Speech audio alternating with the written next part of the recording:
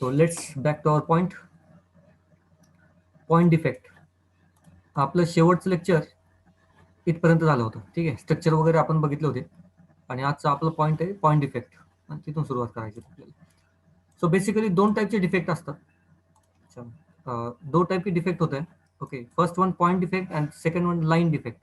तो अगर point defect का मतलब है कि एक पर्टिकुलर एटम या एक या दो चार एटम्स अगर मिसप्लेस्ड है तो उसको हम पॉइंट डिफेक्ट कहते हैं, जैसे कि यहाँ पे भी. ओके, और लाइन डिफेक्ट में पूरी लाइन डिफेक्टिव होती है तो उसको हम लाइन डिफेक्ट कहते हैं. तो हमें लाइन डिफेक्ट तो नहीं है, पॉइंट डिफेक्ट है हमें डिटेल में. पॉइंट डिफेक्ट भी दो तरीके से डिफाइन किया जाता है या दो फर्दर क्लासिफाइड किए जाते हैं.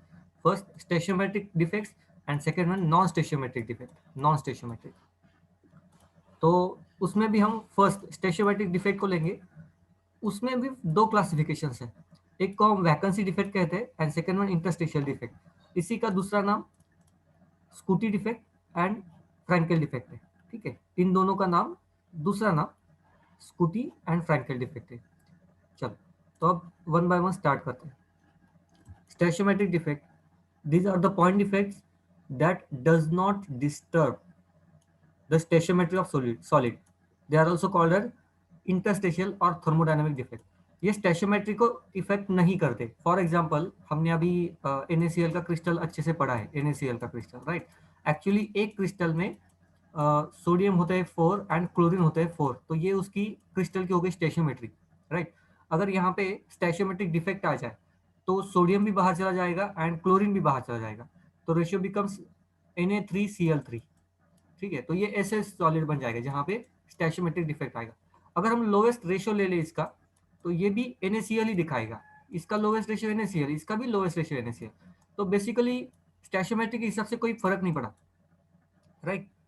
लेकिन एटम से बाहर चले गए, मतलब वहां पे डिफेक्ट तो है लेकिन स्टेशियोमेट्री फिक्स रहेगी. NaCl. ओके, तो इसको हम कहते हैं स्टेशियोमेट्रिक डिफेक्ट. देखो यहाँ पे चार्ज भी कंसिडर करना है. यहाँ पे कुछ चार्ज नहीं है, यहाँ पे भी नहीं है, यहाँ पे भी नहीं था, यहाँ पे भी नहीं था. ओके, चार्ज को भी कंसिडर करना है.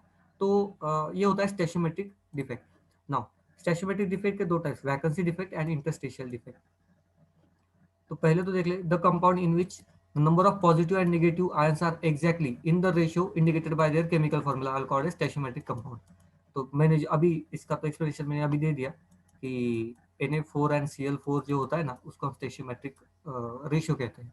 ओके, वैकेंसी डिफेक्ट का मतलब क्या है, तो यहाँ पे आप देख सकते हो cation as well as anion अगर सॉलिड से या क्रिस्टल से बाहर चले जाए, equal number of cation and anion, ठीक है, तो उसको हम वैकेंसी डिफेक्ट कहते हैं क्योंकि यहाँ पे वैकेंसी क्रिएट होती है, एम्प्टी स्पेस क्रिएट होती है. Second one interstitial defect. तो इंटरस्टेशियल डिफेक्ट में ये जो पार्टिकल्स होते हैं एटम्स आयंस, ये अपनी जगह छोड़ के यहाँ पे आते हैं इंटरस्टेशियल जगह पे, मतलब वॉइड्स में आते हैं. तो इसको हम कहते हैं इंटरस्टेशियल डिफेक्ट. सिंपल सा है, इसका डिटेल में हमें स्ट्रक्चर या डिटेल स्टडी यहाँ पे करना है. Schottky defect and Frenkel defect.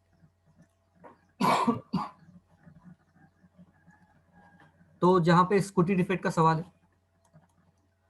आप डायग्राम देख सकते हो. जो पहले तो यहाँ पे बात करते हैं. ओके, तो पहले तो यहाँ पे देखो कैटायन एनायन दोनों भी मिसिंग है, ठीक है. और यहाँ पे कैटायन एनायन दोनों मिसिंग नहीं है इस केस में. इस केस में सिर्फ एक एटम ने अपनी पोजीशन चेंज कर दी है. Okay, so Schottky defect forms when oppositely charged ions leave their lattice sites creating vacancies. ठीक है, oppositely charged cation as well as anion, और जितने कैटायन जाएंगे उतने एनायन भी जाएंगे बाहर. ओके, तब जो डिफेक्ट आता है वो Schottky defect. Next, smaller ions, smaller ही कंपलसरी, क्योंकि इंटरस्टिशियल जगह छोटी होती है ना, तो वहाँ पे स्मॉलर ही आयंस जा सकते हैं, बड़े नहीं जा सकते. And usually they are cations is displaced from its latest position to an interstitial site. So अपनी पोजीशन को छोड़ के दूसरी जगह पे ये चले जाते हैं. Next one, these vacancies are formed in stoichiometric unit to maintain the overall neutral charge on the nuclear side. So ये स्टेशियोमेट्रिक होता है क्योंकि जितना पॉजिटिव चार्ज बाहर जाएगा उतना ही नेगेटिव चार्ज भी बाहर जाएगा. ओके, सो चार्ज भी मेंटेन रहता है, रेशियो भी मेंटेन रहता है यहाँ इस केस में. यहाँ पे तो सवाल ही नहीं है. Creates a vacancy defect at this original side in and an interstitial defect at its new side. मतलब यहाँ पे दो डिफेक्ट्स आते हैं. एक तो वैकेंसी डिफेक्ट आता है, मतलब यहाँ पे एक वैकेंसी क्रिएट हो गई फर्स्ट, एंड यहाँ पे इंटरस्टिशियल डिफेक्ट क्रिएट होगा। ठीक है, तो एक एटम मूव हो गया तो दो साइड्स यहाँ पे डेवलप होगी, जो कि इरेगुलरिटी। नेक्स्ट, डेंसिटी के बारे में बात करें तो सिंपल यहाँ से अभी कैटन एंड एनायन बाहर जा रहा है, इसका मतलब मास कम हो रहा है। ठीक है, मास डिक्रीज हो रहा है, लेकिन वॉल्यूम जो है सॉलिड का वो तो कांस्टेंट है, राइट। तो डेंसिटी ऑब्वियसली, मास कम होगा तो डेंसिटी कम होगी, क्योंकि वॉल्यूम कांस्टेंट है, वॉल्यूम चेंज नहीं होगा। तो लेकिन मास तो कम हो रहा है, कैटन एटम जा रहा है। ठीक है, तो density of solid crystal is less than normal, क्योंकि एटम्स बाहर चले गए। नेक्स्ट, यहाँ पे अगर हम बात करें तो डेंसिटी का कोई सवाल ही नहीं, क्योंकि यहाँ पे एटम था, पहले भी क्रिस्टल में था, अभी भी क्रिस्टल में ही है, सिर्फ अपनी पोजीशन उसने चेंज कर दी, तो उससे कोई डेंसिटी पे फर्क नहीं पड़ता। तो ये डेंसिटी इस केस में कांस्टेंट रहती है। नेक्स्ट, ऑकरेंस अगर हम कहें यहाँ पे ऑकरेंस के लिए, तो generally occurs only when there is a small difference in size between cation and anion.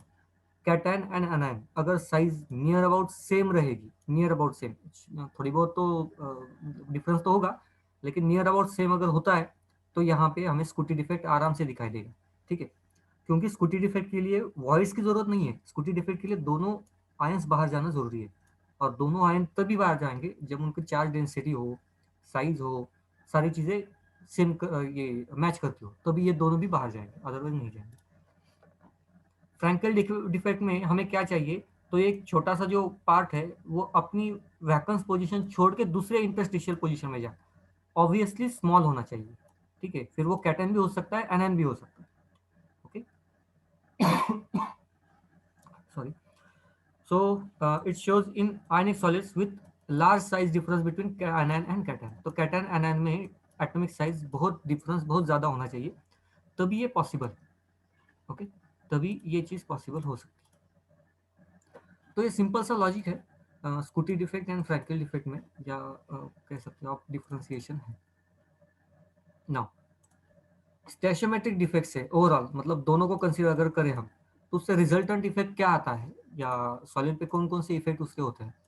तो फर्स्ट इफेक्ट होता है, the presence of this defects in crystal makes them good electrical conductors. Electrical conductors बनाते हैं अच्छे। अब दोनों case में अगर हम बात करें कैसे बनाते हैं, तो यहाँ पे होल्स का क्रिएशन हो गया। ठीक है, यहाँ से यहाँ पे भी होल्स का क्रिएशन हो गया, प्लस एक एक्स्ट्रा का आयन बन गया है।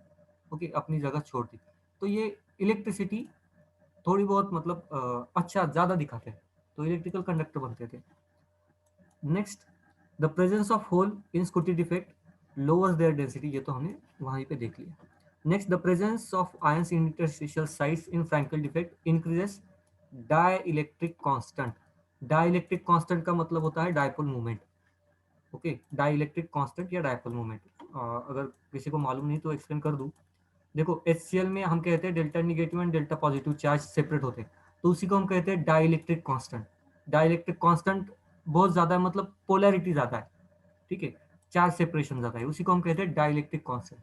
इस केस में डाइलेक्ट्रिक कांस्टेंट इंक्रीज हो गया, मतलब अब इस एरिया में देखो एक पर्टिकुलर कैटन या एनएन जो भी है यहाँ पे ज्यादा हो गए, और यहाँ पे वैकेंसी क्रिएट हो गई, तो यहाँ पे सपोज डेल्टा निगेटिव एंड यहाँ पे डेल्टा पॉजिटिव, ऐसे चार्ज बन गए। ओके, पॉइंट समझ में आ रहा है। तो चार्ज सेपरेशन हो गया, जिसको हम कहते हैं डाइलेक्ट्रिक कांस्टेंट, उससे पोलैरिटी इंक्रीज होती है बेसिकली। ठीक है, क्रिस्टल्स की पोलैरिटी इंक्रीज होती है, मतलब डाइलेक्ट्रिक कांस्टेंट इंक्रीज होता है। बेसिकली पोलैरिटी को मेजर करने का ये एक मेथड है, डाइलेक्ट्रिक कांस्टेंट। तो ये उसके इफेक्ट्स है। आगे जाएंगे, next one is impurity defect. ये भी बहुत सिंपल है इम्प्योरिटी डिफेक्ट। देखो, अब ये NaCl का क्रिस्टल है, NaCl का। ठीक है, अगर हमें Sr कोई एक एलिमेंट है जिसपे दो पॉजिटिव चार्ज है, लेकिन Sr2+, ओके, उसको अगर डोप करना है, मतलब अंदर डालना है, या इम्प्योरिटी यहाँ पे आ जाती है, Sr की इम्प्योरिटी, होता क्या है, एक Sr का एटम आता है लेकिन उस पर दो पॉजिटिव चार्ज है, तो दो सोडियम को बाहर निकालना पड़ता है। ठीक है, दो सोडियम बाहर निकल जाते हैं, क्योंकि एक सोडियम पे एक ही चार्ज है, Sr पे दो चार्ज है, तो दो सोडियम चले गए, यहाँ से एक चला गया, यहाँ से एक सोडियम बाहर चला गया। देन जो एक आएगा अंदर, वो मॉलिक्यूल एक ही जगह पे आएगा ना, वो मतलब दोनों पोजीशंस ऑक्यूपाई नहीं कर सकते। ठीक है, ये पोजीशन एक ही जगह पे ऑक्यूपाई करेगा, तो जनरली ये पोजीशन पे चला गया तो यहाँ पे वैकेंसी, या यहाँ पे चला गया तो इधर वैकेंसी, तो इसको हम कहते हैं इम्प्योरिटी डिफेक्ट। एक फॉरेन एटम या एलिमेंट आप ऐड कर दो तो एक वैकेंसी क्रिएट होती है। ठीक है, और ये किस में आता है, ये स्टेशियोमेट्रिक डिफेक्ट में आता है। ठीक है। इम्प्योरिटी डिफेक्ट ये स्टैचोमेट्रिक डिफेक्ट में आता है। एंड स्टैचोमेट्रिक डिफेक्ट में अ, होता क्या है, मतलब हम एक्सपेक्ट क्या करते हैं कि रेशियो सेम होना चाहिए। ओके, तो अब यहाँ पे तो प्रॉब्लम आएगा, क्योंकि चार्ज का तो सेपरेशन करना थोड़ा सा ये है, मतलब चार्ज को अगर बैलेंस करना है तो एक वैकेंसी आ रही, ठीक है, तो ये प्रॉब्लम आता है बेसिकली।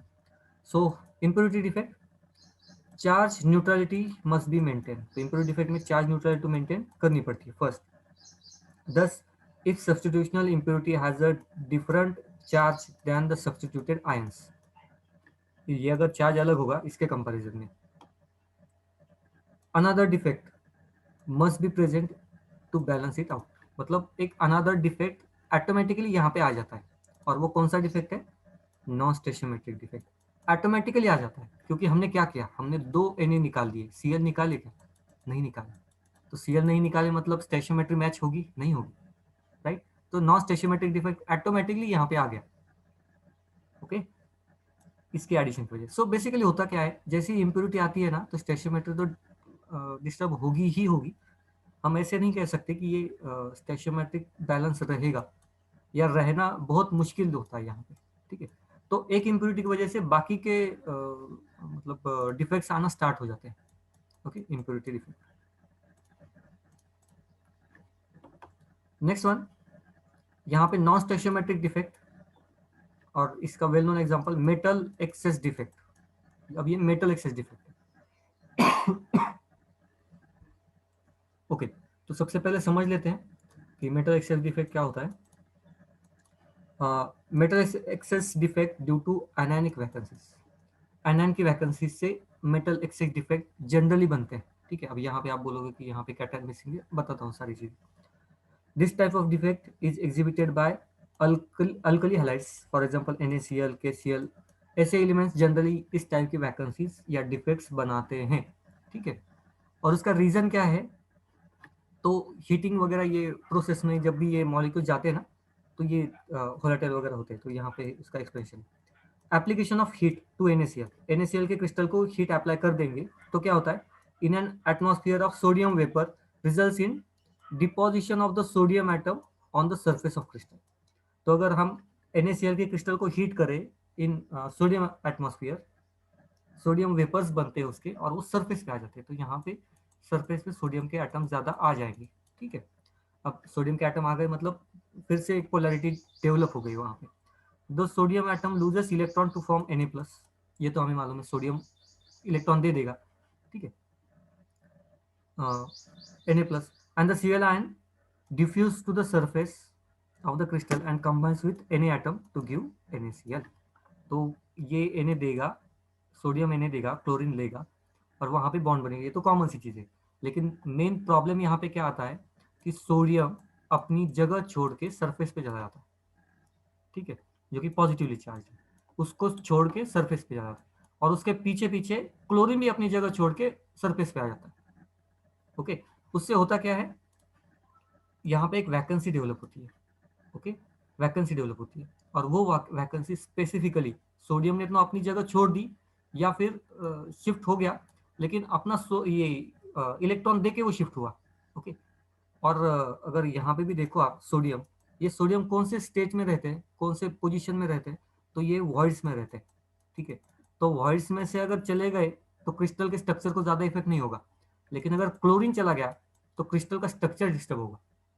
ओके, तो भी इसलिए यहाँ पे निगेटिव चार्ज, ये क्लोरीन चला गया ऐसे लिखा है, और यहाँ पे निगेटिव चार्ज आया इज बिकॉज ऑफ सोडियम, क्योंकि सोडियम बहुत इलेक्ट्रॉन देता है, तो उसमें कोई प्रॉब्लम नहीं। तो बेसिकली यहाँ पे एक क्लोरीन जो चाहिए था वो नहीं है, क्योंकि क्रिस्टल तो क्लोरीन बना रहा है, ठीक है, क्लोरीन नहीं है, उसकी जगह पे इलेक्ट्रॉन। तो इसी को हम कहते हैं एफ सेंटर भी कहते हैं इसको। ओके, एंड सॉरी, ये एक पॉइंट हो गया NaCl के पॉइंट ऑफ व्यू से। एंड दूसरा पॉइंट ऑफ व्यू ये भी है कि हर बार सोडियम ही जाना चाहिए या फिर एनायन ही जाना चाहिए वेपर स्टेट में, ऐसे कंपल्सरी नहीं है। कभी कभी कैटायन भी जाता है, तो कब कैटायन भी अपनी पोजीशन छोड़ सकता है, वैकेंट पोजीशन आ सकती है, ठीक है। तो बेसिकली क्या है, क्रिस्टल में एम्प्टी स्पेस आता है, ओके, एंड वहां पे इलेक्ट्रॉन प्लेस होता है। मतलब एक जगह आयंस की जगह पे सिर्फ इलेक्ट्रॉन रहता है, उसको हम कहते हैं एफ सेंटर। अब ये फ्री इलेक्ट्रॉन है तो रेडिएशन आएंगे तो ये इलेक्ट्रॉन एब्सॉर्ब करेगा और कुछ रेडिएशन को रिस्पॉन्स देगा। और यही रीजन है कि जहाँ पे भी एफ सेंटर होते हैं वो क्रिस्टल्स कलर दिखाते हैं या कलर्ड क्रिस्टल होते हैं। ठीक है, तो ये उसका रीजन है। तो ये है मेटल एक्सेस डिफेक्ट, और नाम में भी आप देखो मेटल एक्सेस हो गए, क्लोरीन छोड़ दिया ना, क्लोरीन अपनी जगह छोड़ दिया, मेटल एक्सेस हो गए। ओके, सो ये non stoichiometric defect I think, और एक है क्या, नहीं है। अब यहाँ पे किसी को कोई डाउट है तो पूछ लो। पॉइंट डिफेक्ट, स्कूटी, फ्रैंकेल, इसके consequences, impurity defect, metal excess defect. यहाँ पे किसी को कोई डाउट है पूछ लो, और कौन नहीं है अभी।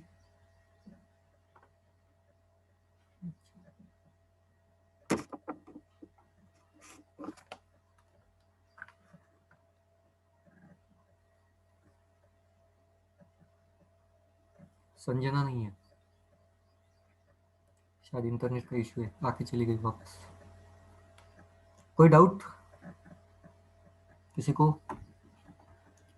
क्वेश्चन वगैरह है तो पूछ लो।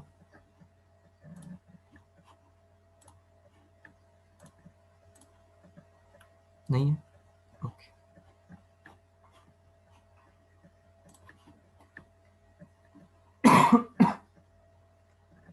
Next one, electrical properties. Simple है इलेक्ट्रिकल प्रॉपर्टीज। मैटर को अगर हम डिवाइड करें तो तीन ही हिस्सों में डिवाइड कर सकते हैं, एक तो कंडक्टर, या तो इंसुलेटर, नहीं तो सेमीकंडक्टर। तीन ही कैटेगरी में इसको डिवाइड कर सकते हैं। और हमें मालूम है metals they are good conductor of electricity and heat. Insulator bad conductor, semiconductor ये in in between the conductor and insulator. So ये जो चीजें हैं ये हमें conduction band and valence band के बेसिस पे एक्सप्लेन करनी है। ठीक है, valence band and conduction band. तो देखो, सपोज ये सॉलिड है, मुझे याद है बहुत सारे लोगों को ये एक्सप्लेन करते करते थोड़ा सा मतलब प्रॉब्लम आ गया था जब मैंने आपको एक्सप्लेन किया था इस चीज़ को। तो मैं एक ट्राई करता हूँ आपको क्लियर हो जाए एक कंसेप्ट, ये कंसेप्ट। ओके, सो ये हमारे एटम्स है। ठीक है, कोई भी एटम है, सपोज मेटल्स की है, कोई भी है। तो मेटल्स में यहाँ पे इलेक्ट्रॉन्स होंगे आउटर मोस्ट शेल में, ऑब्वियसली हम सिर्फ आउटर मोस्ट शेल के बारे में बात कर रहे हैं, इलेक्ट्रॉन्स होंगे। ठीक है, अब ये इलेक्ट्रॉन्स कहाँ पे है, तो उसके ऑर्बिट में है। मतलब एटम में जो आउटर मोस्ट ऑर्बिटल है ना, आउटर मोस्ट, वहां पे ये इलेक्ट्रॉन प्रेजेंट है, तो ऑर्बिटल में प्रेजेंट है, राइट। उसी को हम कहते हैं वैलेंसी बैंड। ठीक है, वैलेंसी बैंड। अगर इलेक्ट्रिसिटी पास करनी है इस इलेक्ट्रॉन को, तो इस इलेक्ट्रॉन को ये ऑर्बिटल छोड़ के बाहर जाना पड़ेगा। ठीक है, अगर इलेक्ट्रिसिटी पास करनी है तो। इलेक्ट्रिसिटी कब पास करेगा, इलेक्ट्रिसिटी पास करता है मतलब इलेक्ट्रॉन करता क्या है, तो यहाँ पे कुछ पॉजिटिव निगेटिव चार्ज होगा ना।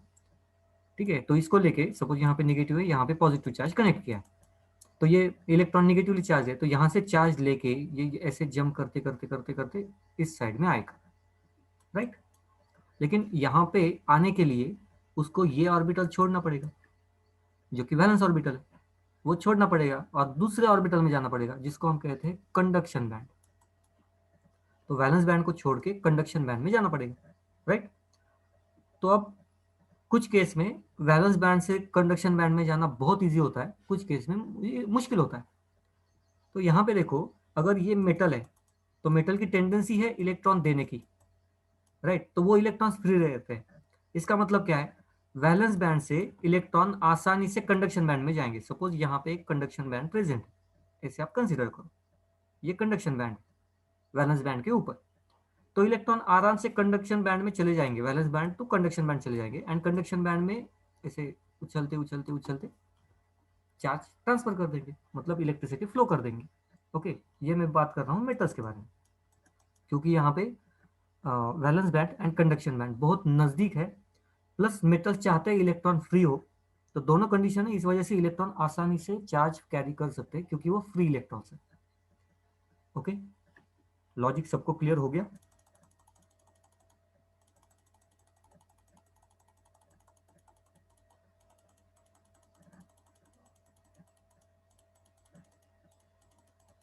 नाउ नेक्स्ट वन, अब बात करते हैं इंसुलेटर।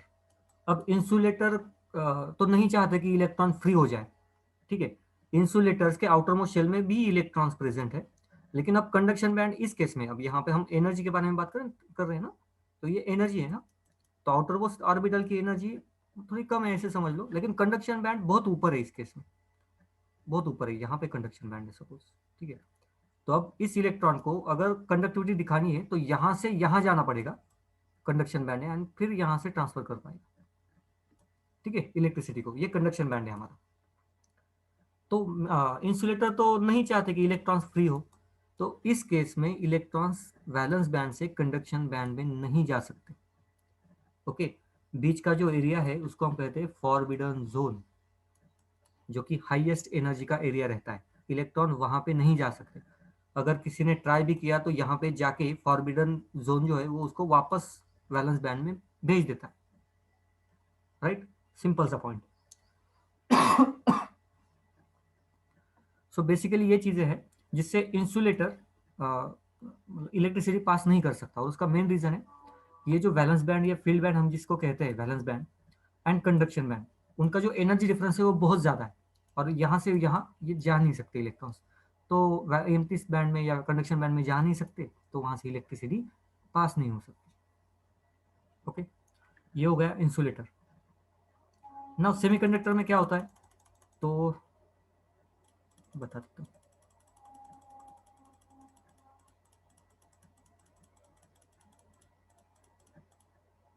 सेमीकंडक्टर्स में ये डिफरेंस रहता तो है, लेकिन कंपैरेटिवली थोड़ा सा कम रहता है डिफरेंस, ठीक है, डिफरेंस तो है लेकिन थोड़ा सा कम है।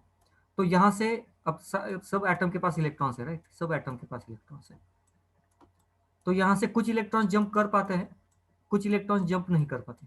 तो मैं अल्टरनेटिव लिख रहा हूँ जानबूझ के, कुछ इलेक्ट्रॉन जंप कर पाते हैं, ठीक है, जो जंप कर पाते हैं वो इलेक्ट्रिसिटी पास करेंगे, राइट, और जो इलेक्ट्रॉन जंप नहीं कर पाएंगे वो इलेक्ट्रिसिटी पास नहीं करेंगे। सो बेसिकली सेमीकंडक्टर्स में कुछ इलेक्ट्रॉन जंप करते हैं तो वो इलेक्ट्रिसिटी पास करेंगे, कुछ इलेक्ट्रॉन्स का मैंने तो कंडक्टिविटी कम रहेगी। सो इंसुलेटर से ज्यादा कंडक्टिविटी लेकिन कंडक्टर से कम कंडक्टिविटी, ये दिखाते हैं। और रीजन क्या है, small energy gap between valence band and conduction band. Okay, क्या ये कंसेप्ट क्लियर हो गए सबको, यस और नो? क्योंकि जितना मुझे याद है, मुझे 2-3 बार क्लास में एक्सप्लेन करना पड़ा था जब मैंने आपको ये एक्सप्लेन किया था। मैं गलत भी हो सकता हूँ। तो यहाँ तक सबको क्लियर है? अगर क्लियर है तो यस तो टाइप करो, और अगर क्लियर नहीं है तो क्वेश्चन पूछो।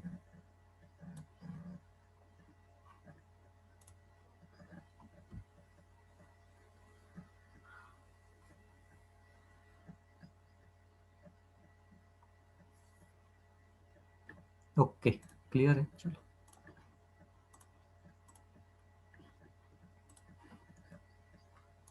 Next one, semiconductors.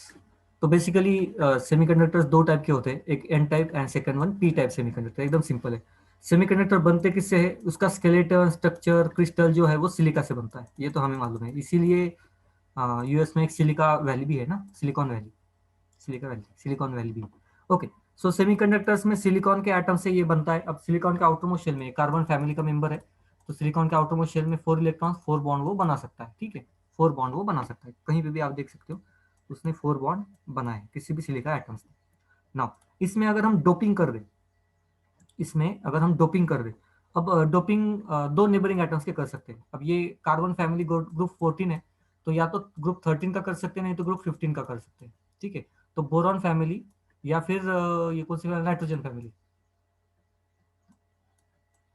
ठीक है, ओके। सो ये फैमिली, तो इसमें से किसी जनरली अर्सेनियम की डोपिंग करते हैं, नहीं तो बोरॉन की डोपिंग करते हैं, ओके। सो बेसिकली होता क्या है, ये अर्सेनियम अगर हम कंसीडर करें, लेविस डॉट स्ट्रक्चर निकाले उसका, तो आउटर मोस्ट शेल में 5 इलेक्ट्रॉन रहता है, जैसे कि नाइट्रोजन का आउटर मोस्ट शेल में रहते हैं, सेम वैसे ही 5 इलेक्ट्रॉन आउटर मोस्ट शेल में रहते हैं।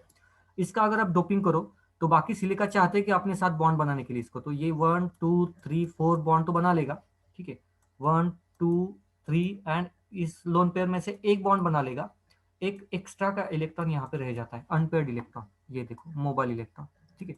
उससे होता क्या है, ये इलेक्ट्रॉन अब फ्री हो गया तो ये इलेक्ट्रॉन इलेक्ट्रिसिटी कंडक्ट कर सकता है, राइट। तो आर्सेनियम की डोपिंग से फ्री इलेक्ट्रॉन्स बनता है और उसकी वजह से कंडक्टिविटी बढ़ती है। इसको हम कहते हैं एन टाइप सेमीकंडक्टर, ठीक है, एन टाइप सेमीकंडक्टर, क्योंकि नेगेटिवली चार्ज इलेक्ट्रॉन यहाँ पे एक्स्ट्रा है, ओके, नेगेटिवली चार्ज इलेक्ट्रॉन यहाँ पे एक्स्ट्रा है, इसलिए एन टाइप सेमीकंडक्टर।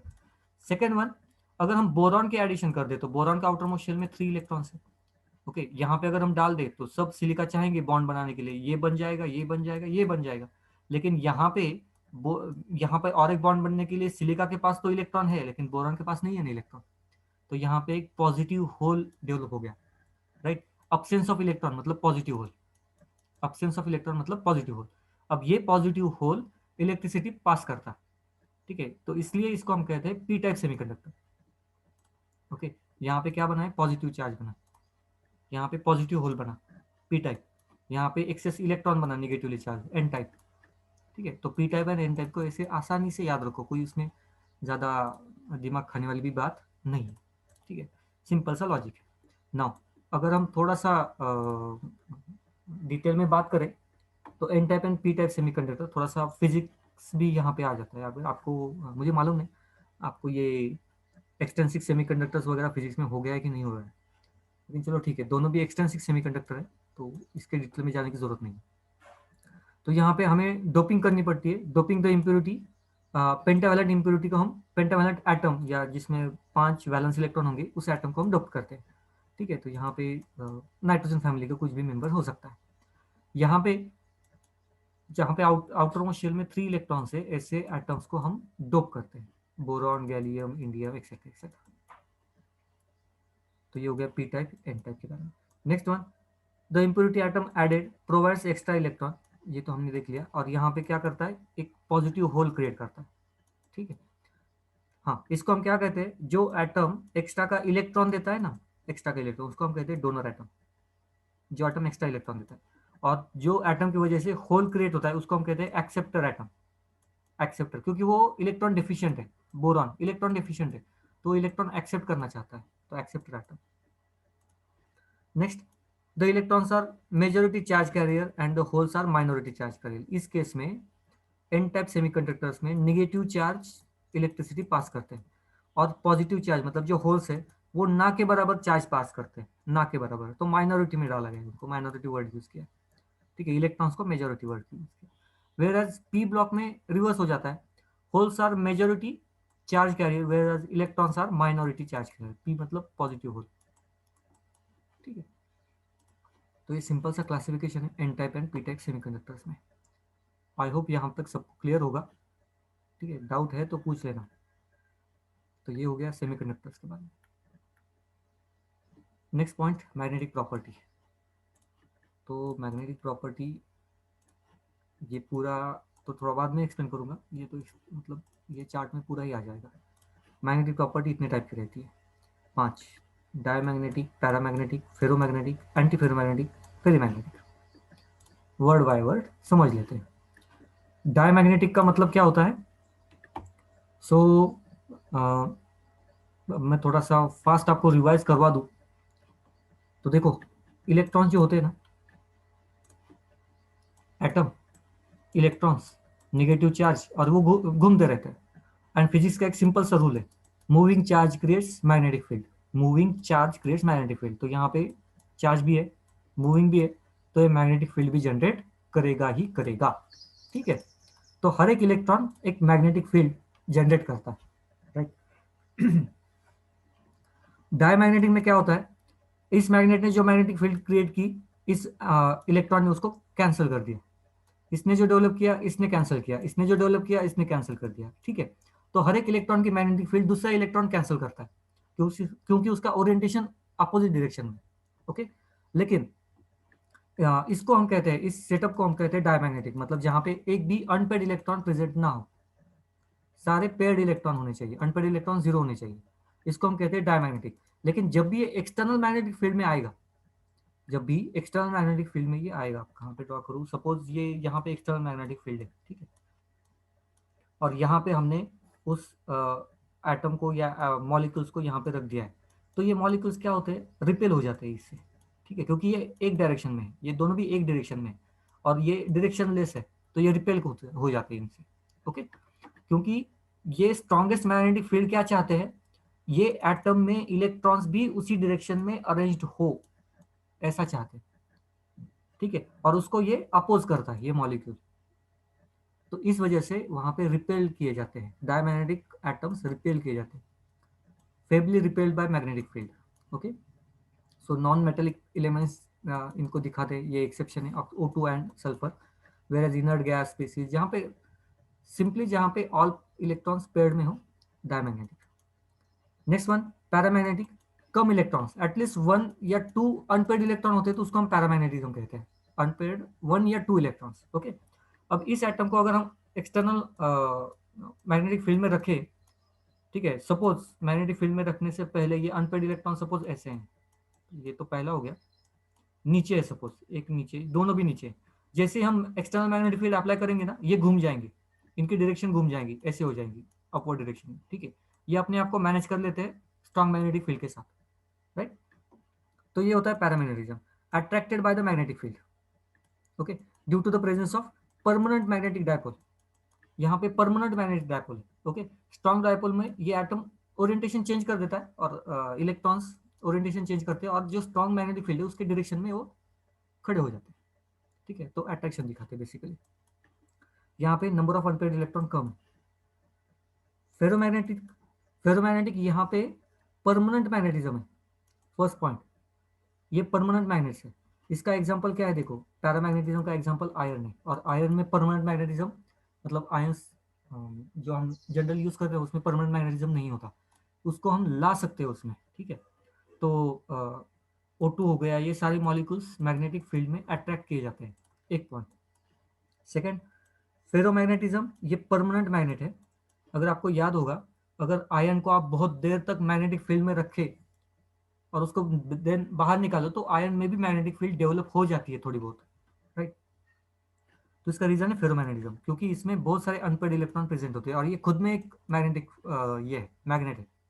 तो ये एलिमेंट खुद में मैग्नेट्स होते हैं। ठीक है, आयरन, निकेल, कोबाल्ट, ये सारे खुद में मैग्नेट्स होते हैं। और याद रखिएगा कि ये जो ग्रेविटेशनल फोर्स है ना, उसमें सबसे ज़्यादा जो कंट्रीब्यूशन है कोई एलिमेंट का, अगर कंट्रीब्यूशन है तो वो आयरन का कंट्रीब्यूशन है ग्रेविटेशनल फील्ड में भी।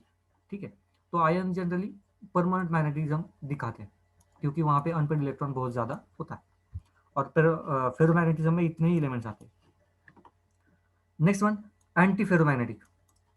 एंटी फेरोमैग्नेटिक में क्या होता है, अनपेयर्ड इलेक्ट्रॉन तो बहुत सारे होते हैं, लेकिन ये एक डायरेक्शन में नहीं होता।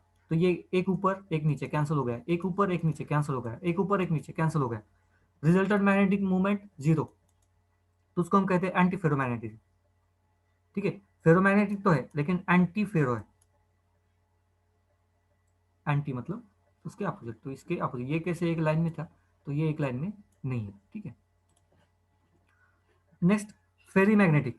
फेरी मैग्नेटिक में क्या होता है, यहाँ पे भी रैंडमली ऊपर या नीचे होता है, लेकिन कैंसिल नहीं होते। सपोज यहाँ पे ये अपवर्ड डायरेक्शन में डाउनवर्ड ने उसको कैंसिल कर दिया, चलो ठीक है, ये दोनों तो गए, कैंसिल कर दिया एक दूसरे को, इन दोनों ने एक दूसरे को कैंसिल किया, इन दोनों ने नहीं किया ना, तो रिजल्टेंट डाइपोल मोमेंट कुछ ना कुछ दिखाई देगा डाउनवर्ड डायरेक्शन में, कुछ ना कुछ दिखाई देगा। ठीक है, तो इसको हम कहते हैं फेरी मैग्नेटिज्म। अनपेयर्ड इलेक्ट्रॉन बहुत सारे हैं, लेकिन सारे के सारे एक डायरेक्शन में नहीं है। ओके, तो इसको हम कहते हैं फेरी मैग्नेटिक। तो ये है प्रॉपर्टीज मैग्नेटिक फील्ड के हिसाब से। एंड आई थिंक यहाँ पे चैप्टर भी खत्म होता है। तो किसी को कोई डाउट है तो पूछ लो, पहली बात, किसी को भी कोई भी डाउट है तो पूछ लो। डाउट नहीं है तो एमसीक्यू के पास जाएंगे अभी धीरे धीरे। उससे पहले कुछ आपको हिंट्स वगैरह देता हूँ।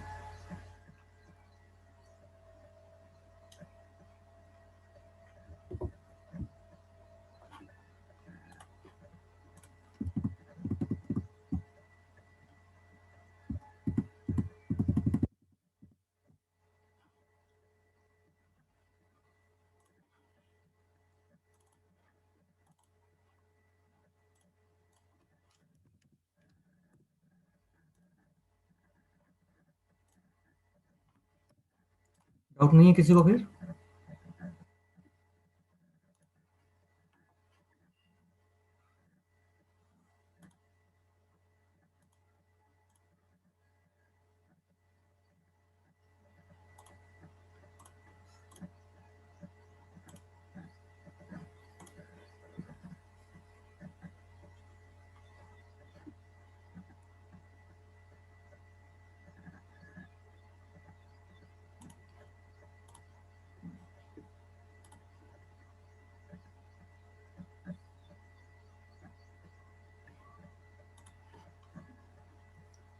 चलो ठीक है।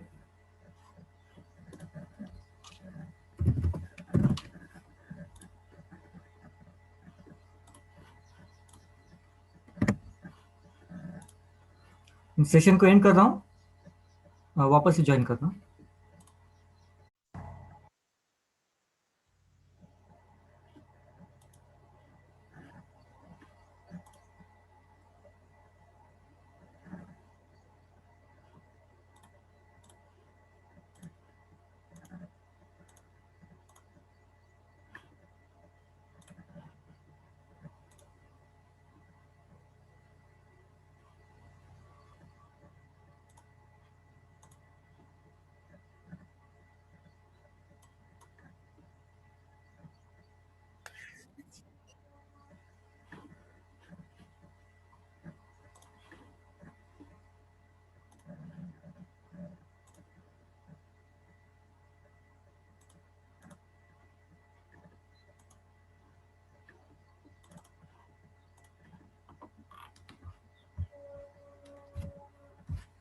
ओके, सो सबसे पहले मैं एक काम करने जा रहा हूँ अभी आपको।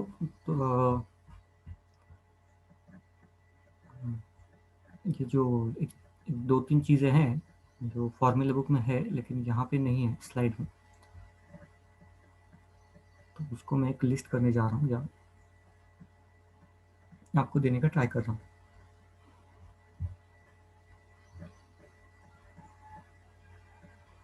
एक मिनट दे दो मुझे, दिखा दूँ आपको।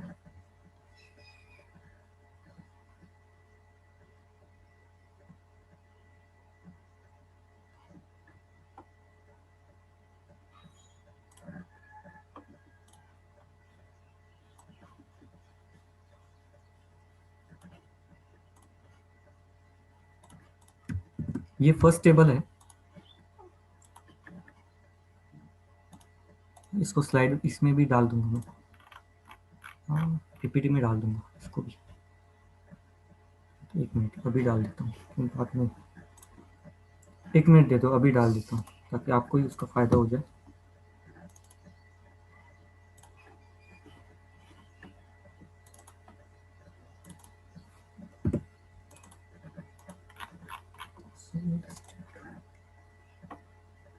एक मिनट, हाँ, क्योंकि ये चीज़ें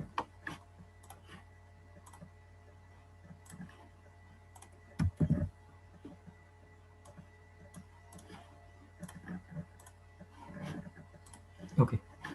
और क्या देना था?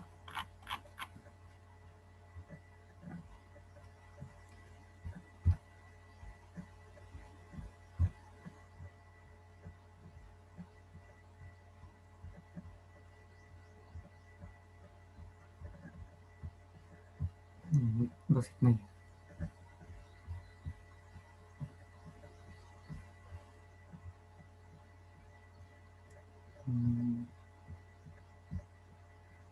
एक मिनट दे दो बस।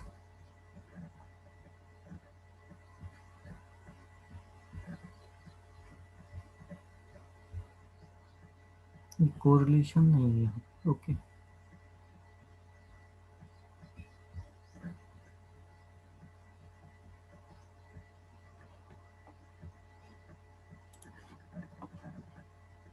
और एक चार्ट ढूंढ रहा हूँ मैं जिसपे बहुत ज़्यादा क्वेश्चंस आते हैं, चार्ट मिल नहीं रहा मुझे।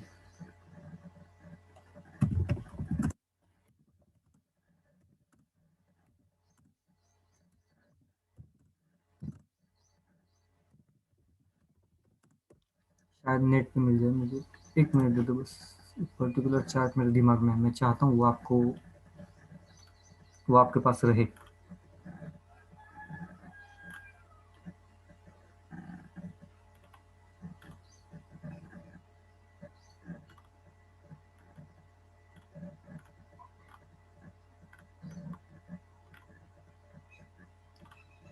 कहीं पे तो पढ़ते पढ़ते मैंने पॉइंट आउट किया था ये देना है, लेकिन इसको पीपीटी में लेना मैं भूल गया।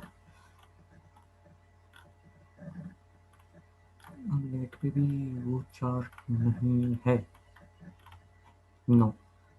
ओके, बेसिकली उस चार्ट में सिर्फ इतना था कि नहीं नहीं, लिमिटिंग रेडियस रेशियो नहीं, वो तो है ना आपके पास।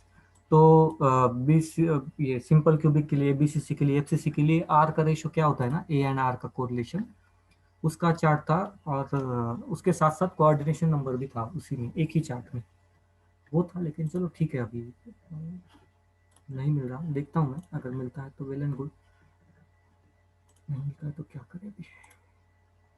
नेट पे भी मैंने देखा, नेट पे मुझे नहीं मिला, और बाद में अच्छे से देखता हूँ उसको, नेट पे तो मिलना ही चाहिए।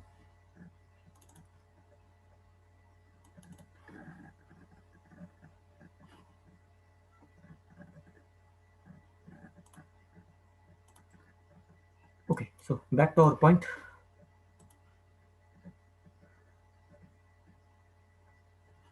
हाँ ओके, दर्शना कह रही कि मेरे नोट्स में है, तो भेज दो, मैं पीपीटी में भी ले लूँगा, क्योंकि मैंने कल पढ़ते पढ़ते उसको नोटिस किया, लेकिन वो मैं ले नहीं पाया उस चीज़ को।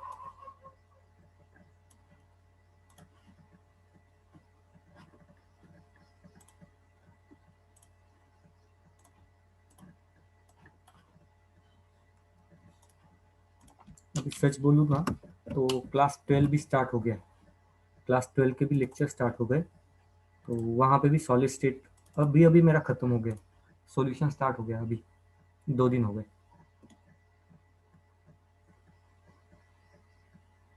तो उनके लिए भी ढूंढ रहा था।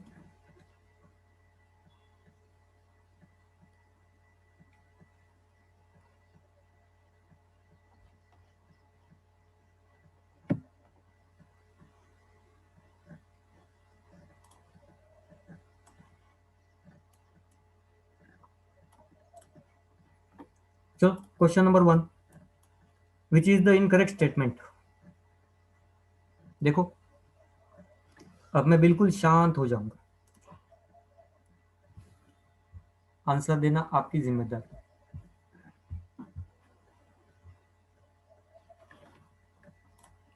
एक चीज बता दूं कि 2 करेक्ट है इसमें आंसर, 2 करेक्ट आंसर है, तो मैं तो अब राह देखता हूँ, आप बताते जाओ कौन कौन से करेक्ट है, क्या है।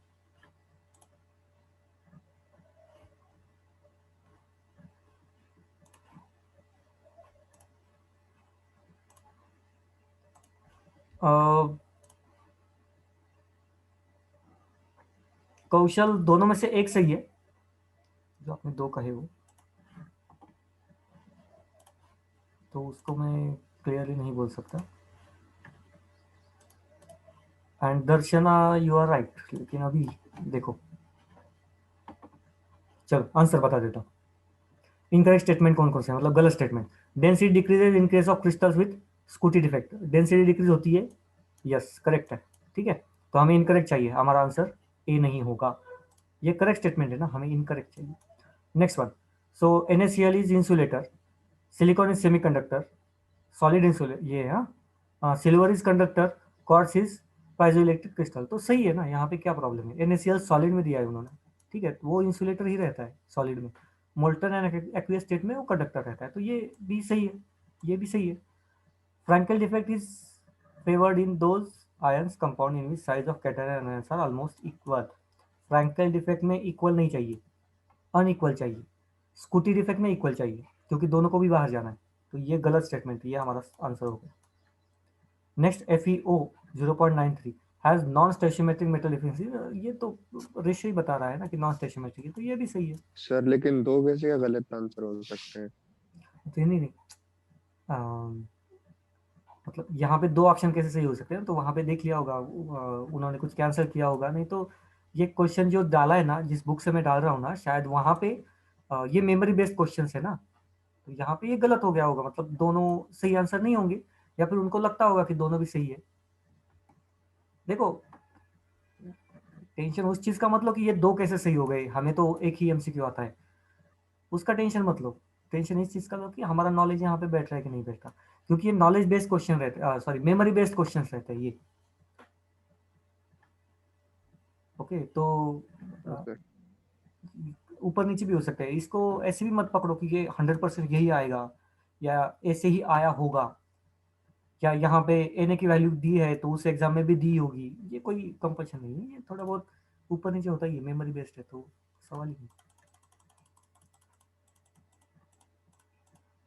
Okay, question number 2, in calcium fluoride having the fluoride structure, the coordination number of calcium ion and the fluoride ion are, calcium and fluoride का स्ट्रक्चर में कोऑर्डिनेशन नंबर पूछा गया है।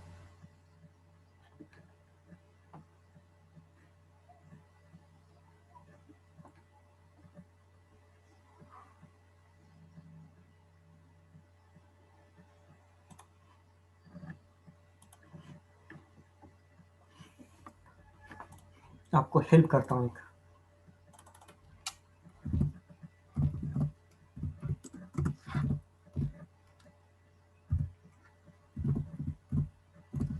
Crystal structure of CaF2।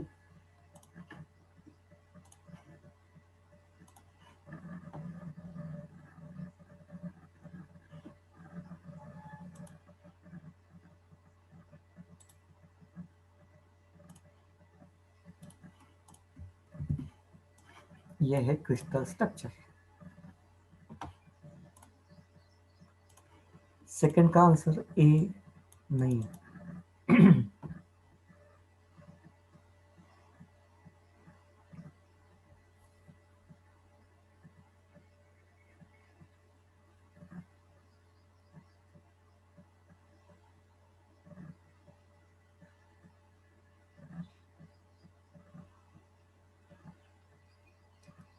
सोचो,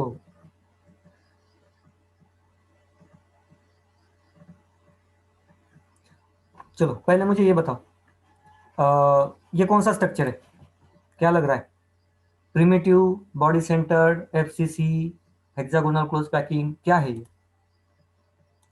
FCC है। FCC structure किसने बनाया, calcium ने कि फ्लोरीन ने? और ये हमारा स्ट्रक्चर हो गया CaCl2 हमारा हो गया था, या फिर CaF हो गया था शायद, मुझे याद नहीं है जो हुआ है वो। चलो लेकिन ये कैल्शियम का एक स्ट्रक्चर हमारा हो गया था, अगर आपको याद है तो।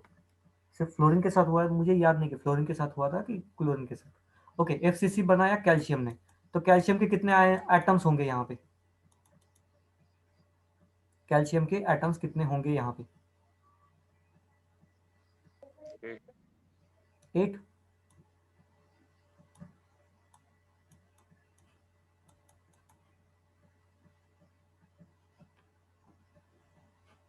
सही। सर एक एक 1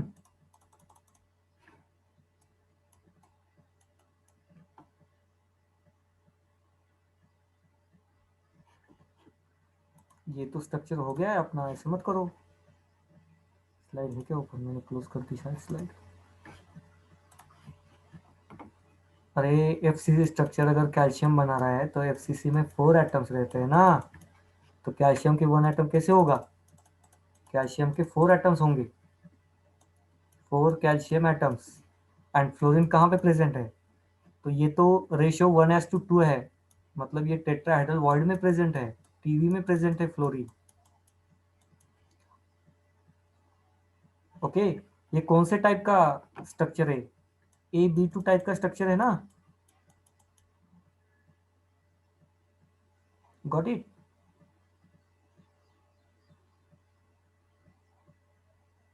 नहीं, दिमाग के ऊपर से जा रहा है, बाउंस हो रहा है।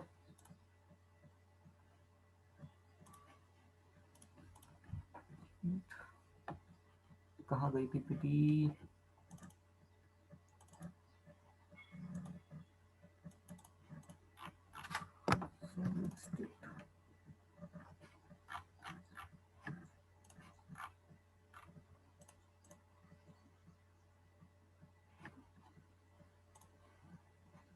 ये देखो PPT, शायद सबको PPT दिखाई दे रही है। अभी इस पे लिखना, हाँ लिख सकते हैं। ये क्या है?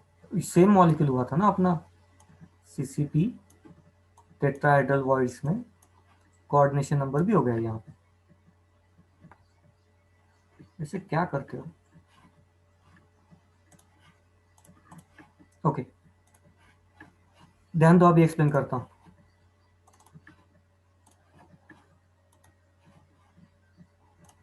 और मुझे समझ में आ रहा है कि नहीं आ रहा है उतना बता दो। हाँ, ओके। सो सबसे पहली चीज, कैल्शियम बड़ा है साइज में, ओके, और उसने एफसीसी स्ट्रक्चर बनाया और एफसीसी के लिए 4 एटम्स चाहिए, तो कैल्शियम के 4 एटम्स होंगे, राइट। ओके। नेक्स्ट, ये कैल्शियम है एंड ये फ्लोरीन है, CaF2। अगर ये 4 है, ऑब्वियसली ये 8 होने चाहिए, तो बैठेंगे कहाँ पे? एक ही सॉल्यूशन है उस चीज का, टेट्राहाइड्रल वॉइड। तो ऑब्वियसली जो F2 है या फ्लोरीन है वो टेट्राहाइड्रल वॉइड में होंगे, 8 टेट्राहाइड्रल वॉइड में वो बैठे होंगे। ओके। नाउ नेक्स्ट पॉइंट, हमें सिर्फ इतना ढूंढना है कि कोऑर्डिनेशन नंबर कितना है। तो सबसे पहले F के बारे में बात करते हैं, जो कि टेट्राहाइड्रल वॉइड है। और टेट्राहाइड्रल वॉइड बनता कैसे? एक ट्रायंगल से, मतलब यहाँ पे एक एटम, यहाँ पे एक एटम, यहाँ पे एक एटम और ऊपर एक एटम। तो बेसिकली टेट्राहाइड्रल वॉइड 4 एटम से टच करता है या 4 एटम से बनता है, तो इसका कोऑर्डिनेशन नंबर हो गया 4। किसका? फ्लोरीन का। ठीक है, ये पहला लॉजिक, और यहीं पे आपको शायद आंसर मिल गया। ये क्लियर हो गया यहाँ तक, या कोई डाउट है किसी को तो बोल दो।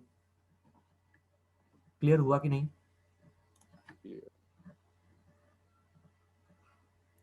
ओके, चलो क्लियर हो गया। ठीक है, कैल्शियम के बारे में बात करें। देखो ये कैल्शियम, कोई भी कैल्शियम ले लो, ठीक है, ये 4 कैल्शियम, मतलब ये अगर कोई एक क्रिस्टल लो ना आप, सपोज ये क्रिस्टल, ये आगे का पार्ट अगर यूनिट सेल लेते हो, ठीक है, तो ये यूनिट सेल में बेटा एक टीवी है, ठीक है। अ, इसको ऐसे कनेक्ट करो, इसको ऐसे कनेक्ट करो, ये ऐसे हो गया। ओके।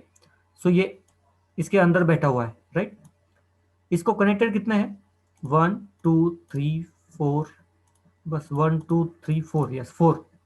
मतलब कैल्शियम के आउटर मोस्ट शेल में 4 Ca है, ठीक है। हमें चाहिए Ca का ये नंबर, कोऑर्डिनेशन नंबर।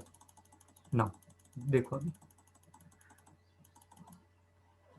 अगर इस कैल्शियम को मैं ले लूं, तो ये कितने फ्लोरीन को कनेक्टेड है? तो यहाँ पे ये फ्लोरीन को कनेक्टेड है, राइट। यहाँ पे साइड में इस फ्लोरीन को कनेक्टेड है, ओके। पीछे 2 हो गए, ऊपर के 2 को भी कनेक्टेड है, 4 हो गए। और ये सिर्फ इस प्लेन का है, ये कैल्शियम इस प्लेन का है, तो इसके आगे भी एक क्रिस्टल होगा ना। इसके इस प्लेन के पीछे अगर 4 को कनेक्टेड है, आगे भी 4 को कनेक्टेड रहेगा, उसका कोऑर्डिनेशन नंबर बिकम्स 8। कि दिमाग के ऊपर से गया? अब मुझे बताओ कि ये दिमाग के ऊपर से गया क्या? फ्लोरीन का कोऑर्डिनेशन नंबर 4 समझ में आ गया होगा शायद सबको। अरे हाँ ना, कुछ तो बोलो। समझ में आया कि नहीं आया? तो मुझे कैसे पता चलेगा आपको क्या, मतलब कौन कौन सा पॉइंट समझ में आया नहीं आया? ओके। तो फ्लोरीन तो 4 हो गए, और ये कैल्शियम, मतलब एक कैल्शियम एटम, तो यहाँ पे ये ब्लॉक 1 2 3 4, तो 4 फ्लोरीन। एंड उसके राइट हैंड साइड, ये लेफ्ट हैंड साइड का है ना, प्लेन की लेफ्ट हैंड साइड, वहाँ पे 4, राइट हैंड साइड 4, टोटल हो गए 8। Coordination number becomes 8 for calcium. Answer should be C. Okay, next question number 3। Lithium has BCC structure, its density. Okay, ये calculation का है, कैलकुलेशन का आप देख लो, नहीं आता है तो मुझे बता दो कि सॉल्व करना है, बहुत टाइम जाएगा उसमें। कंसेप्ट बेस्ड देख लेना, मुझे ऐसा लगता है कि कंसेप्ट बेस्ड देख लेंगे। पुराना भी है तो बोल नहीं सकते उसका।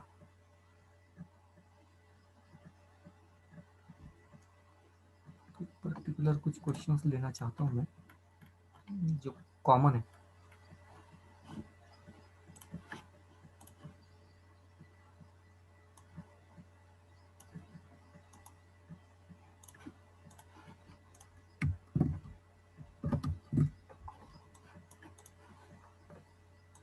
न्यूमेरिकली इसको छोड़ो। हाँ, वो कैलकुलेशन का पार्ट है ना, तो न्यूमेरिकल आप सॉल्व करो, नहीं आता है तो मुझे बता दो, कोई उसमें बड़ी बात नहीं है। क्या है? फॉर्मूला होगा, कन्वर्टिंग फैक्टर्स होंगे, और क्या होगा उसमें। और फॉर्मूलेज भी इसमें कितने हैं? 2 3 फॉर्मूलेज। अब इसी को ले लो ना, सपोज थर्ड सॉल्व ही करना है तो सॉल्व कर सकते हो, उसको टाइम लगेगा। पहले तो हम ये देख लेंगे कि कौन से बेसिस पे आता है। ये न्यूमेरिकल, ये एक टाइम पे सॉल्व हो सकते हैं, या फिर इसमें आपकी गलती हो सकती है, लेकिन यहाँ पे ये तो हक के मार्क्स है, तो इसको मैं पहले तो रिवाइज करना चाहता हूँ।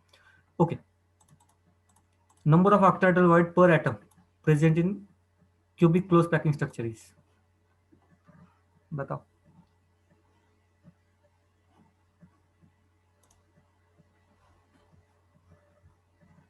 12 का आंसर बताओ।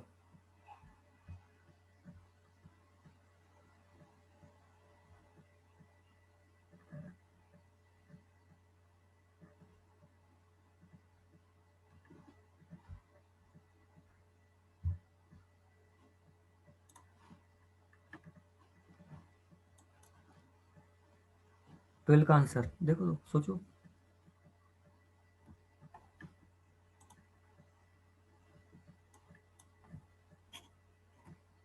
नहीं दर्शना, गलत है।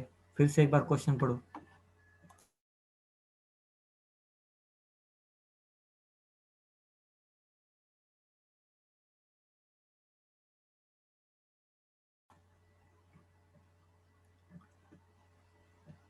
नहीं लोकेश, गलत है।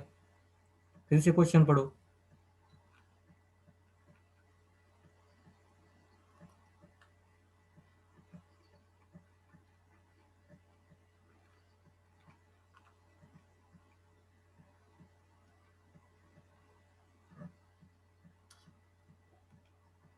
नहीं कौशल, गलत है। फिर से क्वेश्चन पढ़ो।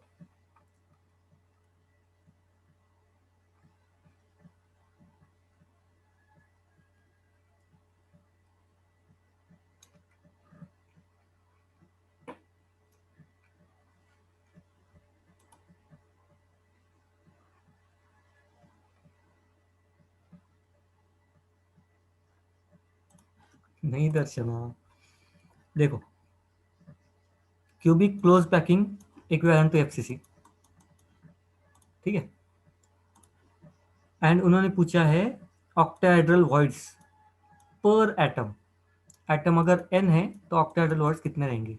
एन रहते हैं। 3 स्टेटमेंट दिए थे, उसी स्टेटमेंट पे बेस सिंपल सा क्वेश्चन है। 1 पर एटम 1 रहता है। कौशल ने लास्ट में दिया था ये आंसर। स्ट्रेट फॉरवर्ड क्वेश्चन था, कुछ भी नहीं था उसमें। ओके, क्वेश्चन नंबर 13 देखो। Structure of mixed oxide is cubic close pack, ठीक है। The cubic unit cell of mixed oxide is composed of oxide ions. 1/4 of the tetrahedral void are occupied by divalent metal A, and the octahedral void are occupied by the monovalent metal B.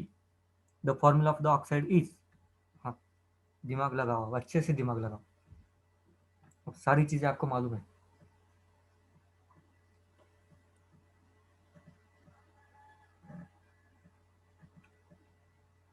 अच्छे से दिमाग लगाओ, हाँ, ऐसे direct answer मत देना, सोच के लगाओ दिमाग।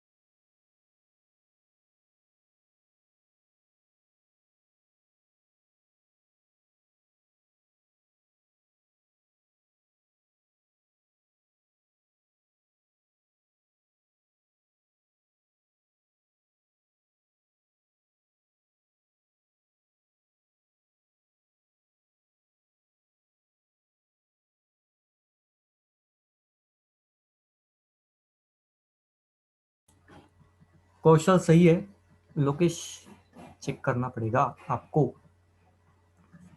देखो,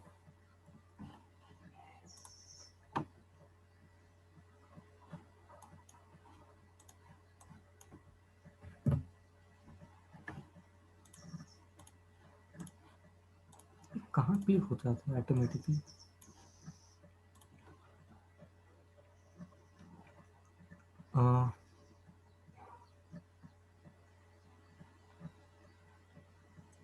वन फोर्थ ऑफ टेट्राहेड्रल, तो ऑक्सीजन तो हमें हो गए होंगे 4, ठीक है। टेट्राहेड्रल बॉन्ड कितने रहते हैं? 8, उसके वन फोर्थ मतलब कितने? 2। लिख क्यों नहीं रहा ये? अरे शाही संपली का पेनातली लिहितच नाहीये।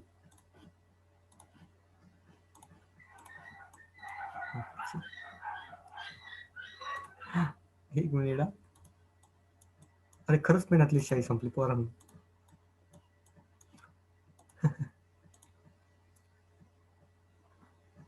अरे वेट वेट वेट, मेरा पेन तो चल नहीं रहा ना, ये तो चल रहा है लेकिन ये नहीं चल रहा ना, इसको क्या हो गया? सर वो वाइट कलर चूज किया आपने शायद, तो पेन में जब पेन ले रहे हो तो वाइट कलर हो रहा है वो। नहीं नहीं, लिखते नहीं, रेड है वो, इसका नहीं है, मतलब पेंट का नहीं है, ये दूसरा है। ठीक है, हो ही नहीं रहा, पेंट का यूज करना पड़ेगा। ओके, सो ये अच्छा समझ में नहीं आया था। तो ये तो पहली बात तो सीसीपी स्ट्रक्चर है which is equal to FCC, ये तो सबको मालूम है, ठीक है, इक्वल टू एफसीसी। और उन्होंने बोला है कि ये किससे बनता है? Structure of mixed oxide is cubic close packing, the cubic cell is mixed oxide is composed of oxide ion, मतलब ऑक्सीजन से बना हुआ है। कितने ऑक्सीजन होंगे? 4 ऑक्सीजन कंसिडर कर लेते हैं फिलहाल के लिए, 4 ऑक्सीजन, क्योंकि एफसी स्ट्रक्चर है तो 4 एटम तो बनेगी ना, मतलब 4 एटम से एफसीसी बनेगा ना, ठीक है। अगर यहाँ पे एटम्स 4 है तो टेट्राहेड्रल बॉन्ड उसके डबल रहते हैं, मतलब कितने? 8 टेट्राहेड्रल बॉन्ड्स। तो यहाँ पे देखो, one fourth of the tetrahedral bond, मतलब पहले तो टेट्राहेड्रल बॉन्ड कितने हैं? 8 है, उसके one fourth multiplied by one fourth has occupied by divalent metals. कौन सा? ए। तो हमारे ए कितने हो गए? 2 हो गए। यहां तक सबको समझ में आ गया होगा। B4 कंसिडर किए, A2 कंसिडर किया है, ओके। एंड नेक्स्ट यहां तक हो गया हमारा, खत्म बात, 2 circle 2 point. Next third point, इसको चाहे तो कलर में अलग बना दो। Octahedral voids are occupied by monovalent B. Octahedral voids कितने रहेंगे? तो ऑब्वियसली जितने एटम्स है उतने ऑक्टाहेड्रल वॉइड्स, मतलब ओ भी लिखता हूँ, ऑक्टाहेड्रल वॉइड्स होंगे 4। जहां पे कौन बैठा है? बी। तो बी कितने होंगे? ऑब्वियसली 4 बी होंगे, ठीक है। तो स्ट्रक्चर क्या बना यहाँ, रिजल्टेंट क्या बना? ये रेशियो अगर ले ले तो ए बी ओ कितना है? ए कितना है? कहाँ गया? A2 है। बी कितना है? कहाँ गया बी? अच्छा ये बी है, 4 है। एंड ओ कितना है? 4। इसका लोवेस्ट रेशियो देखो, AB2O2, this should be our answer. Clear? यही क्वेश्चन है, इसी टाइप के क्वेश्चन में लेना चाहता हूँ एमसीक्यू के कंपैरिजन में। एमसीक्यू तो चलो ठीक है, फॉर्मूला डाल दो, पीछे भी देख के आप समझ सकते हो एमसीक्यू को, इसको समझना मुश्किल जाएगा आपको, अगर आप स्टक करते हो तो। हाँ,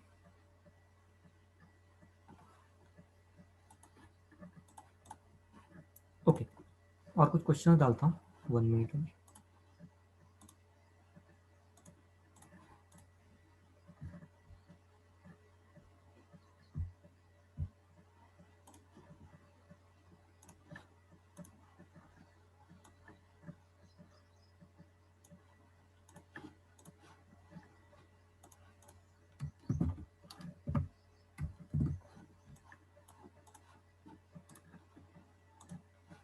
ये देखो, ये जा ही नहीं रहा, ये जो है ना, ये जो लिखा हुआ है ना, ये जा ही नहीं रहा, ये हैंग हो गया। क्या ये जूम जूम का वो लिखने का है ना, वो हैंग हो गया। तो बेसिकली इंक खत्म हो गई उसकी, लिख नहीं पा रहा। चलो, क्वेश्चन नंबर 31।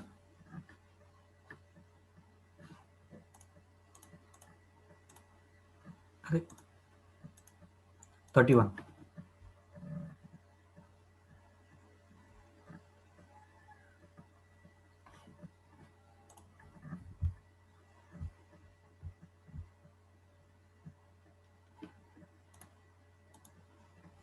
हाँ लोकेश करेक्ट है। B option sir, B option. B option simple. तो कॉर्नर पे ए है 1 होगा एंड फेस पे 3 है, तो ए बी 3। ओके, ये क्वाइट इजी था। 1 मिनट, हाँ अभी इसे मुझे थोड़ा सा लेना है, लॉजिक बेस्ड कुछ क्वेश्चन लेने हैं। 1 मिनट ओनली, ढूंढने पड़ेंगे ना।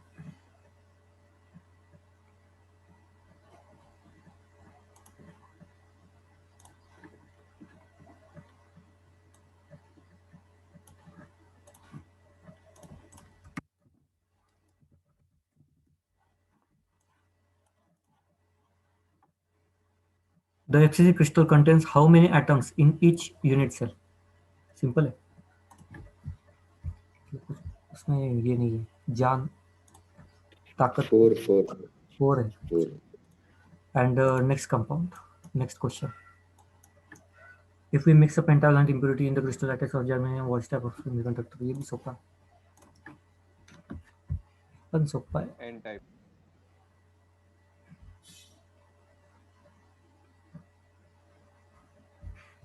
थोड़ा सा मुश्किल देखता हूँ, 1 मिनट दो, मुझे ढूंढना पड़ेगा।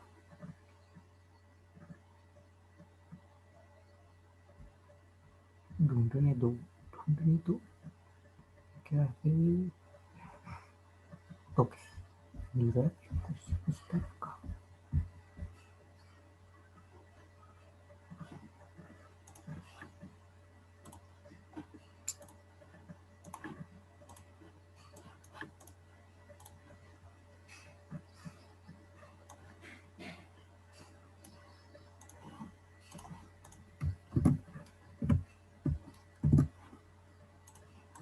स्क्रीन नहीं दिखाई दे रही क्या?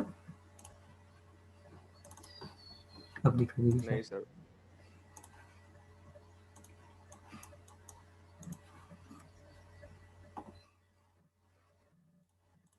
देखो अभी क्वेश्चन दिखाई दे रहा होगा। A compound formed by elements X and Y crystallizes in a cubic structure in which the X atoms are cornered up to and X are। XY3 sir, A option. Question है क्या है वो? रुको,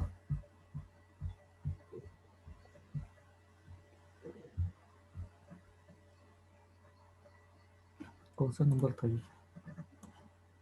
27 था।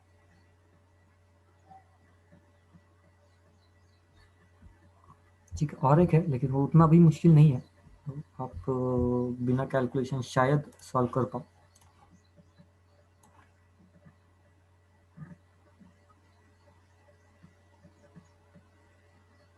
नहीं, ये तो हो गया। सर ए।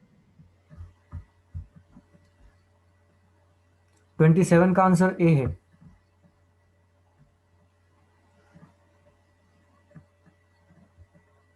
सर उन्होंने क्वेश्चन सेम रखा है, सिर्फ वेरिएबल चेंज किया, ए बी का एक्स वाई किया। हाँ हाँ, क्वेश्चन सेम। तो ये टाइप के क्वेश्चन है ना, थोड़े से लॉजिक बेस्ड रहते हैं, तो मतलब इसको सॉल्व करना इंपॉर्टेंट है, क्योंकि एक बार कोई अगर फंस गया ना, समझ में नहीं आया ना किसी को, तो बहुत मुश्किल जाती है। और तो समझ में आ गया तो बहुत टाइम नहीं लगता फिर। और ये हक के मार के अगर ये क्वेश्चन आ गए तो फिर तो बल्ले बल्ले, फिर वो क्वेश्चन तो छोड़ना ही नहीं। नहीं, इस टाइप के क्वेश्चंस अभी तो मुझे नहीं दिखाई दे रहे, अभी बहुत तो कम हो गए। एक क्वेश्चन है,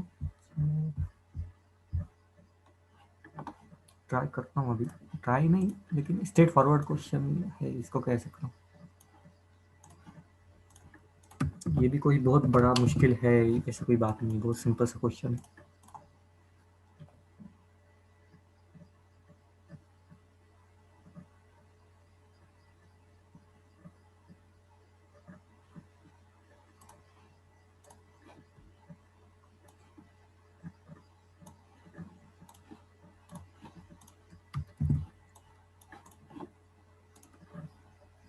हाँ, कितना है इसका आंसर? सी है, करेक्ट। इसका आंसर सी है। कैसे निकाला? बीसीसी में कितने परसेंटेज ये रहता है, ऑक्यूपाइड रहता है? तो आई थिंक 68% ऑक्यूपाइड रहता है, if I am not wrong. 68% occupied रहता है। तो 100 माइनस 68 कर दो, तो ये 32 आ जाएगा। ठीक है। क्वेश्चन नंबर 11 देखो। अब ये न्यूमेरिकल है क्योंकि ये लॉजिकल क्वेश्चंस लगभग खत्म हो गए।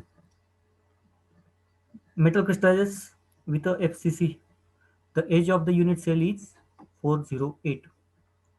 एज मतलब ए की वैल्यू दी है 408। आपको पूछा गया है डायमीटर कितना है, तो आपको पहले तो ये मालूम होना चाहिए ए एंड आर में क्या कोरिलेशन। पहला पॉइंट ये आपको याद होना चाहिए फॉर्मूला।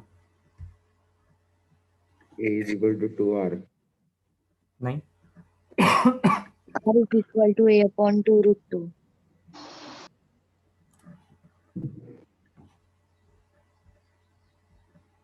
ए अपॉन 2√2, राइट? कि कुछ गड़बड़ कर दी? सही है। तो अगर मैं इसको यहाँ पे लेके आऊँ तो इट बिकम्स 2√2। अच्छा, यहाँ पे क्यों लिख रहा हूँ? यहाँ पे तो कोई फायदा नहीं है, यहीं पे लिखना है उसको 2√2। ठीक है। हमें आर की वैल्यू नहीं निकालनी, हमें किसकी निकालनी है? डायमीटर की। तो डायमीटर के लिए हमें 2R लिखना पड़ता है, तभी डायमीटर बनता है। तो यहाँ पे भी 2 मल्टीप्लाई कर लो, तो ये 2 कैंसिल हो जाएगा। तो it simply becomes a divided by √2। Okay. और ए की वैल्यू कितनी है? 402 डिवाइडेड बाय √2। तो इसको कैलकुलेशन करने के बाद आपको आंसर आ जाना चाहिए। सिंपल सा लॉजिक है। एंड अगर आपको लॉग टेबल देते हैं, उसमें अगर आप कैलकुलेट कर पाते हो तो बेहतर रहेगा। तो फिर भी आंसर है फाइनल आंसर आता है ए, 288।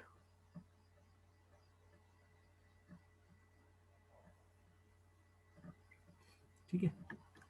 सर। लेकिन अगर हम लोगों ने अप्रॉक्स करके भी लिया तो सर 408 आना चाहिए ना, क्योंकि √2 का वैल्यू 1.41 होता है। किसका वैल्यू? √2 का वैल्यू हाँ, कितना आता है? 1.41। हाँ, ओके, 41। तो तो सर डायरेक्ट 1 से डिवाइड किया तो फिर सर 408 क्यों आएगा ना, अगर वैसे हम लोग जैसे बाकी के कैलकुलेशंस करते हैं तो। देखो, ये 1.41 का मतलब क्या है? ये 1.5 गुना कम है लगभग। अगर मैं इसको राउंड अप करूँ ना, राउंड फिगर करूँ, तो ये 1 पॉइंट नहीं लिखूंगा मैं, 1.5 लिखूंगा इसको, राउंड करूँ तो। ठीक है। और इसका मतलब क्या है? इसका मतलब ये है कि 408 को डिवाइडेड बाय 1.5 करो, यही आंसर आएगा।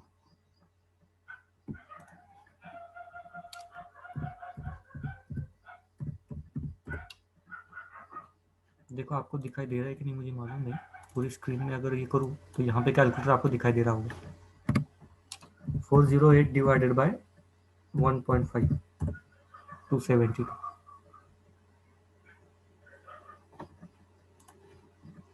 ठीक है।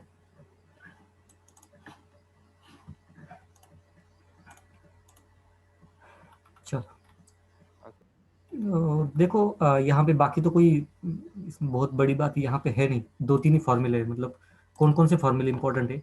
ए एंड आर का कोरिलेशन, डेंसिटी, ये 2 ही फॉर्मूले हैं। बाकी उसमें ज़्यादा फॉर्मूले है नहीं जिसपे क्वेश्चन आते हैं। ओके। सो क्वेश्चन से ज़्यादा इंपॉर्टेंट ये लॉजिक है। लॉजिक के क्वेश्चंस बहुत, अगर लॉजिक आपको समझ में आ गया ना तो फ्रैक्शन ऑफ सेकंड में क्वेश्चन आंसर आ जाता है, तो ज़्यादा मुश्किल नहीं।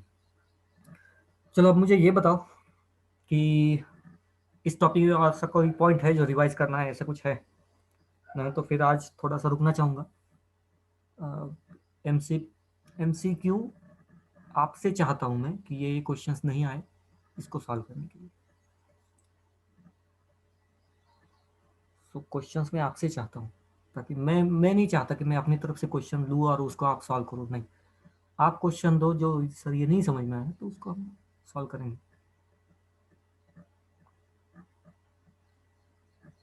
ऐसा कोई क्वेश्चन नहीं है फिलहाल, मतलब अभी तो आप सॉल्व करोगे। ऐसा कोई टॉपिक नहीं जो आपको समझ में नहीं आया, ऐसा कुछ नहीं है ना? एक टॉपिक है देखो जो मैंने अभी तक लिया नहीं है आपका, और मैं चाहता हूँ एक बार नेक्स्ट लेक्चर से पहले आप उसको डिसाइड करो। डायमंड का स्ट्रक्चर, डायमंड का स्ट्रक्चर के बारे में आपको थोड़ा सा देखो तो, नहीं तो मैं बता दूंगा आपको। ओके, तो ये एक स्ट्रक्चर देखना है, जैसे हमने CaF2 का देखा था ना, उसी तरह से डायमंड का देखना।